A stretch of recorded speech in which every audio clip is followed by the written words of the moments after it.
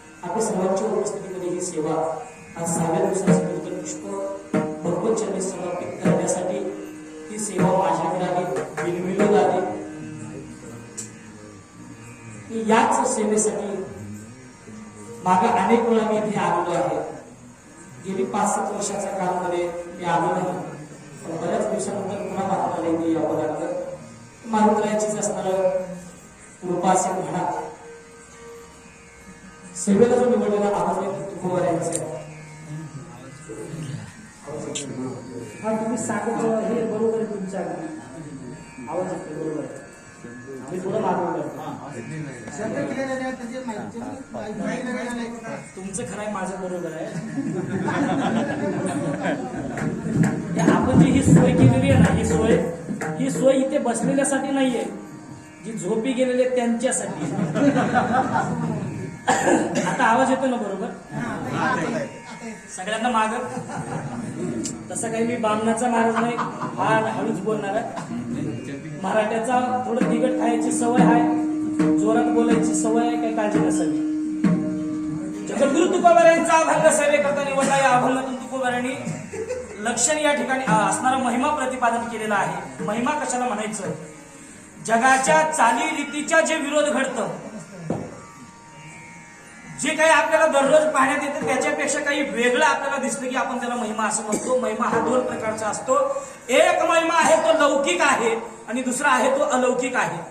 तसं पाहायला गेलं, मातीच्या धुळीपासून, धुळीच्या कणापासून ब्रह्मदेवापर्यंत प्रत्येकाचा काही ना काही महिमा आहेच. पण त्यातल्या काही महिमेसाठी काही विशेष वस्तू सांगितल्या, काही विशेष पदार्थ सांगितले शास्त्रांनी. त्यातले काही पदार्थ म्हणण्यापेक्षा आपल्याला माहितीत असलेले ते बी म्हणलेले महाराज जास्त वेळ करू नका म्हणजे आताच, नाहीतर आम्हाला सवय आहे 4-4 घंटे सोडायचं नाही. अनेक प्रकारचा महिमा आपण पाहतो, पण दोन महत्वाची महिमे, एक आहे तो लौकिक आणि दुसरा आहे तो अलौकिक. लौकिक महिमा म्हणजे जगामध्ये सर्वसामान्य लोकांच्या जीवनात जो घडतो याला लौकिक महिमा म्हणा.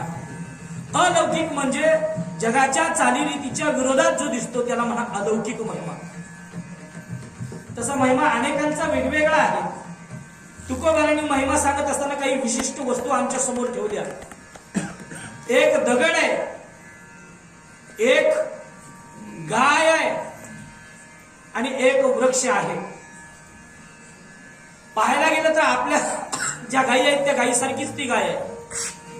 दगड, आपली जे दगड असतात, धोंडे असतात, ते धोंड्यासारखाच एक धोंडा आहे. आणि दिसणारी जे आपल्याला झाड आहेत त्या झाडासारखाच एक झाड आहे, पण त्याचं एक वेगळं अलौकिकत्व आहे.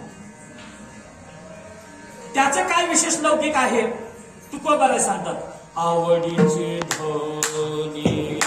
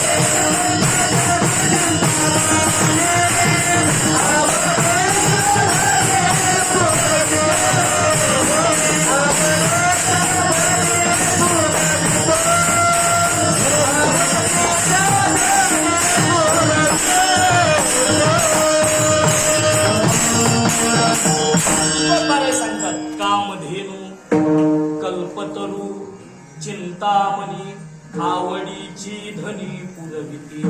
तुकोबारा म्हणतात कामधेनू एक गाय आहे, पण ती गाय मात्र सर्वसामान्य गाई म्हशीसारखं दूध देत नाही. त्या कामधेनू गायीच्या जवळ आपण जर गेला आणि त्या गायीला जर आपण काही आपल्या अंतःकरणातली इच्छा जर बोलून दाखवली तर ती इच्छा पूर्ण करणारी ती गाय आहे. सर्वसामान्य गायी सुद्धा दूध देतात, पण किती देतील दूध? 2 लिटर, 4 लिटर, 5 लिटर, 10 लिटर. अलीकड संकरित बेणे आले, ती 15 लिटर दूध देईल.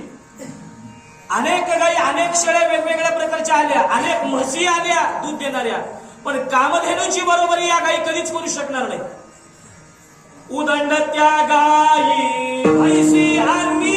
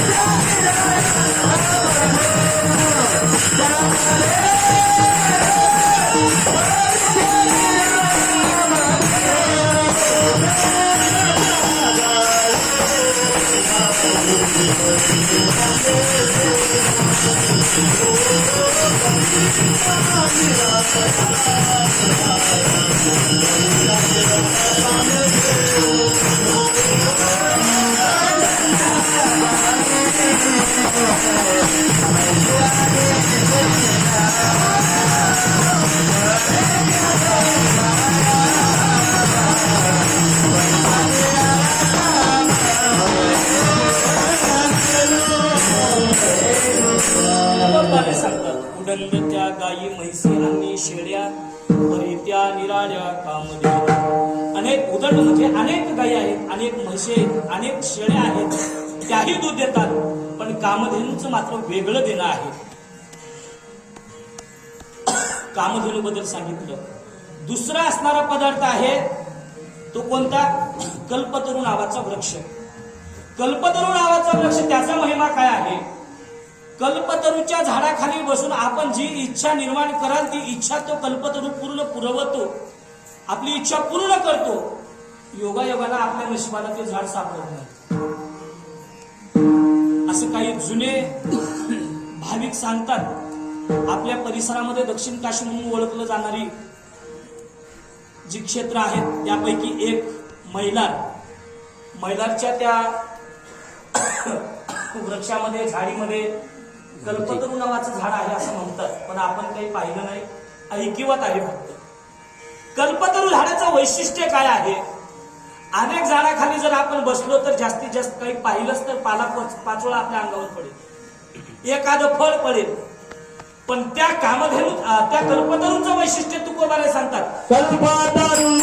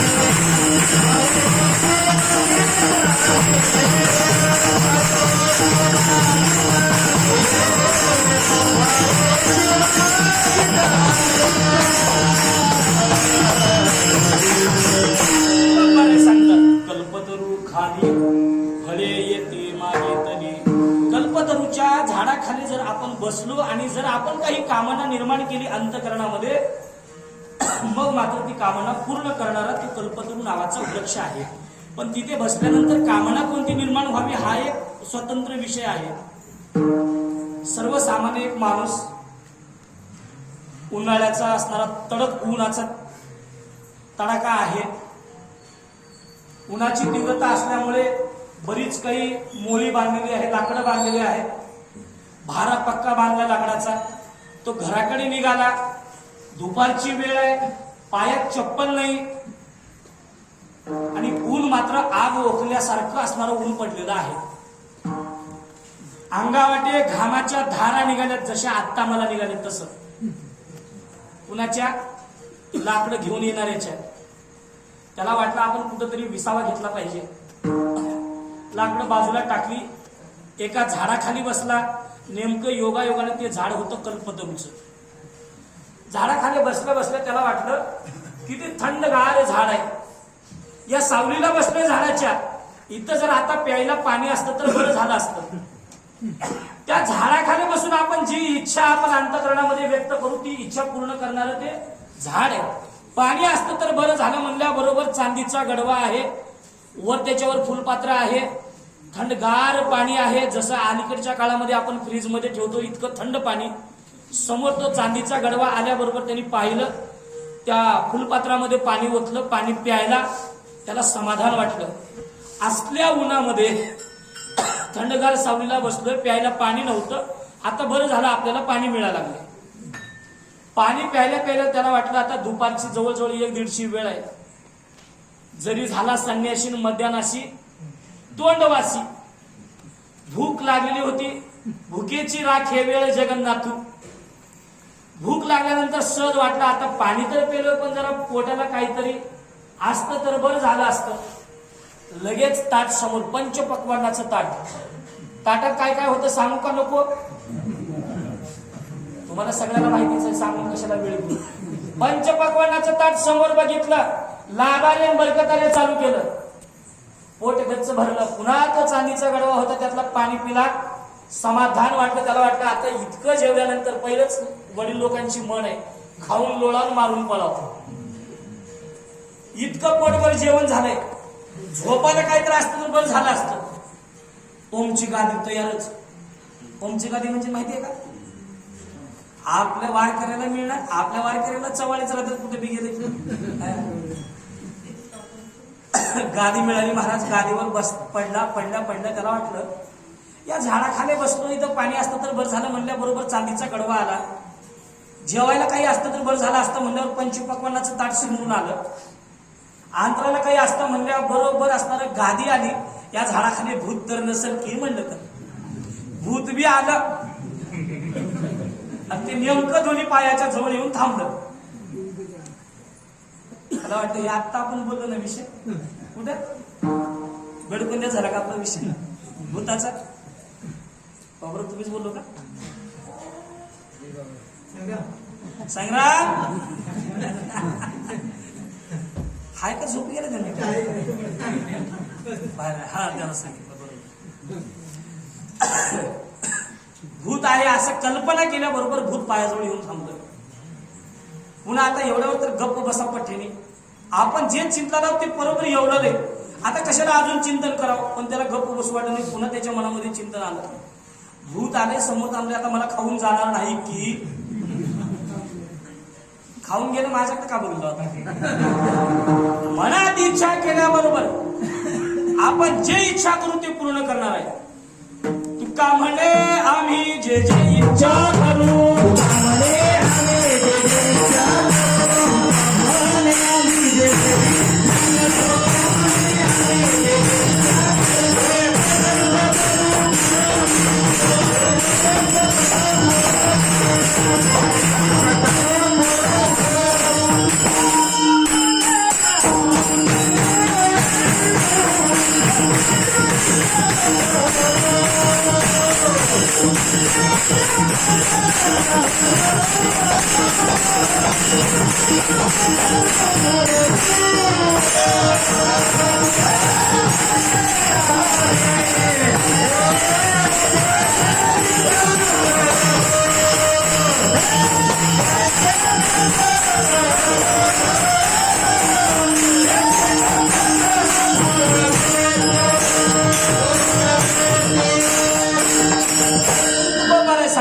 तुका म्हणे आम्ही जे जे इच्छा करू ते ते कल्पतरू पुरविसी. ज्या ज्या काही आपण इच्छा निर्माण करू ते कल्पतरू नावाचा वृक्ष आपली इच्छा पूर्ण करणारा आहे. पहिलं सांगितलं कामधेनू, दुसरं सांगितलं कल्पतरू, आणि तिसरं विशेष पदार्थ काय आहे तर ते आहे चिंतामणी नावाचा दगड. चिंतामणी दगडाला जर आपण जवळ केलं ना, आपल्या अंतःकरणात जर चिंता असेल तर ती पूर्ण करू शकते. असा चिंतामणी दगड आपल्या बिदर जिल्ह्याच्या इतिहासामध्ये आहे. तो दगड होता बिदरच्या किल्ल्यामध्ये एक तळ आहे, त्या तळ्यात तोच दगड तिथून उचलून आणला होळसमुद्रला. हरिनाथ बाबाच्या समाधीवर आहे तो दगड, चिंतामणी नावाचा दगड. चिंतामणी दगडाचं वैशिष्ट्य काय? दिसायला चकाकदारपणा असतो. जर एखादी चिंता आपल्या अंतःकरणामध्ये निर्माण झाली तर ती चिंता पूर्ण करतो. त्याला चिंतामणी म्हणतात. चिंतीने ते मनीचे जाणे, पूर्वी खुले नारायण. जी चिंता आपण व्यक्त करू ती चिंता पूर्ण करणारा चिंतामणी नावाचा दगड आहे. यांचा सुद्धा हा महिमा आहे, पण हा लौकिक. पण अलौकिक महिमा कुणाचा आहे? अलौकिक महिमा फक्त दोघांचा. एक आहे तो देवाचा आणि दुसरा आहे तो संतांचा. सामान्य महिमा इतर असणाऱ्या वस्तू, पदार्थ, व्यक्तींचा. पण देवाचा आणि संतांचा जो महिमा आहे ना तो असामान्य आहे. नैवेद्य हाती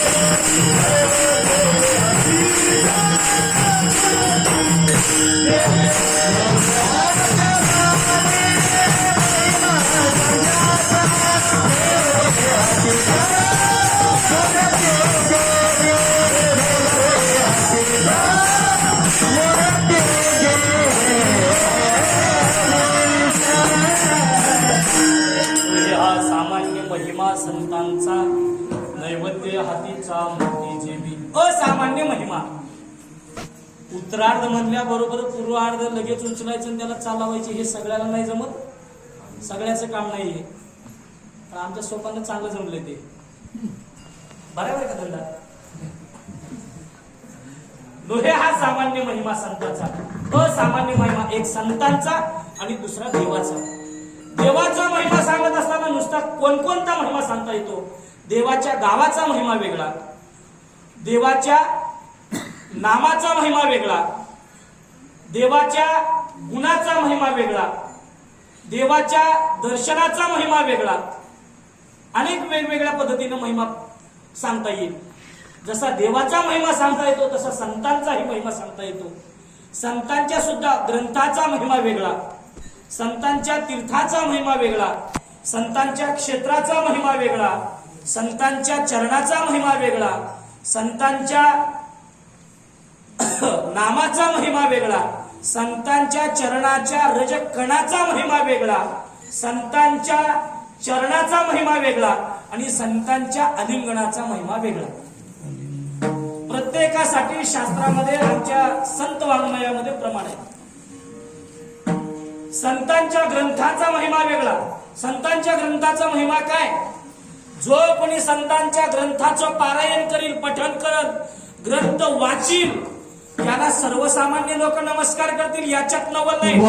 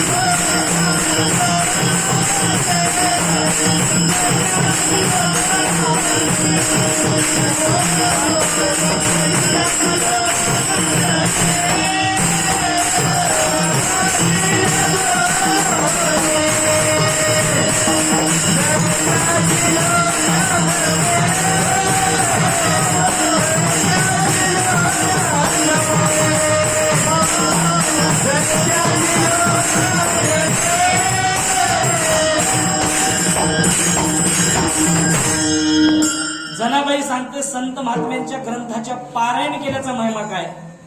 जो कोणी ज्ञानेश्वरीचं वाचन करेल, पारायण करेल, जनाबाई म्हणते मला त्यांना लोटांगण घालायचं. जनी त्यासी लोटांगणी. जनी म्हणजे कोणती. घरातली जनाबाई नाही.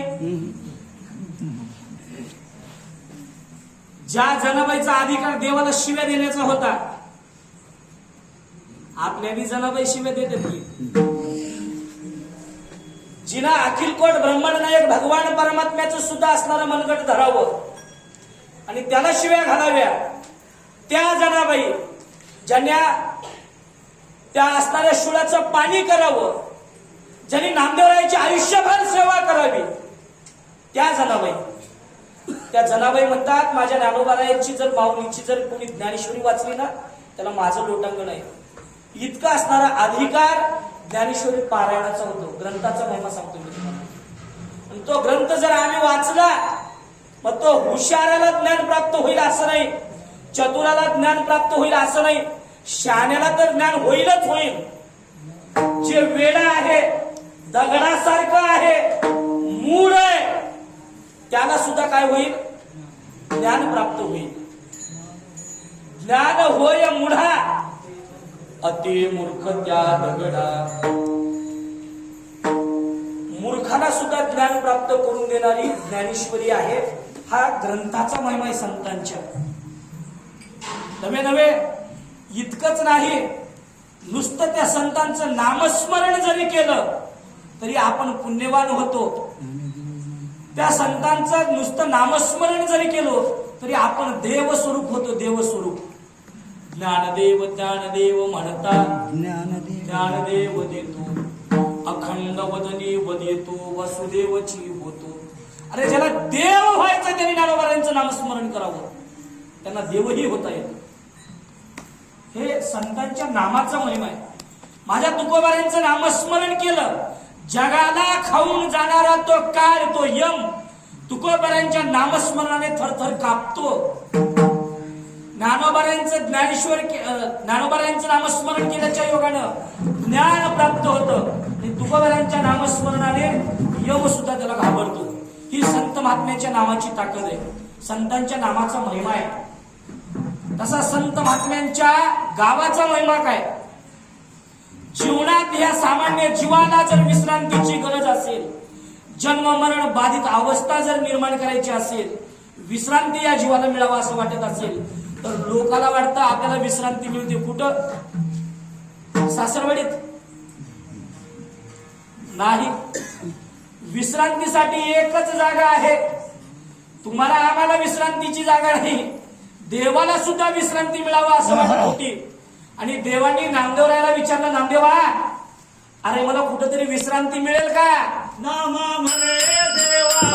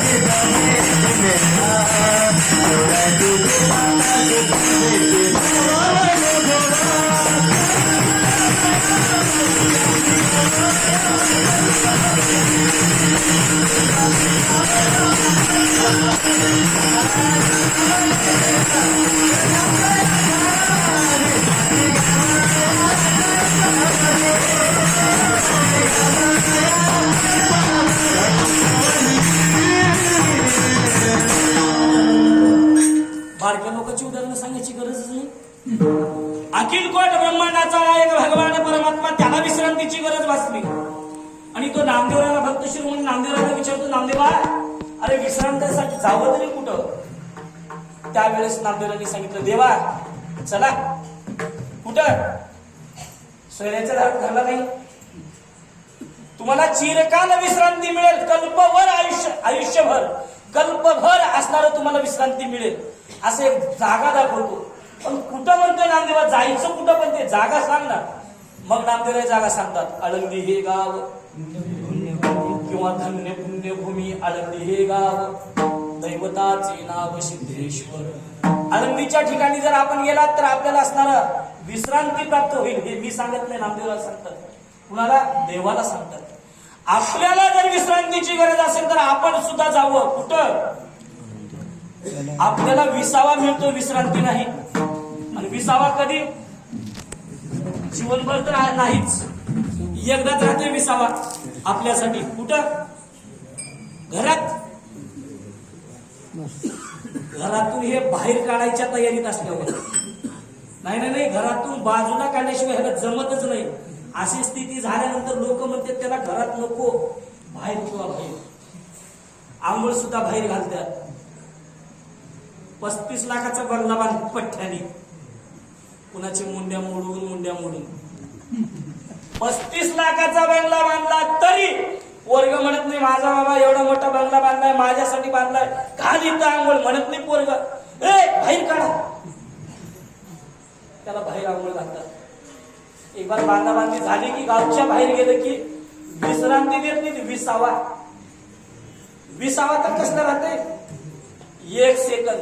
आता तेवढं त्याच्या ओटीमध्ये जे काही बांधलेलं राहतंय, पावगर सवारी अजून का राहते तिने पण 1 रुपया.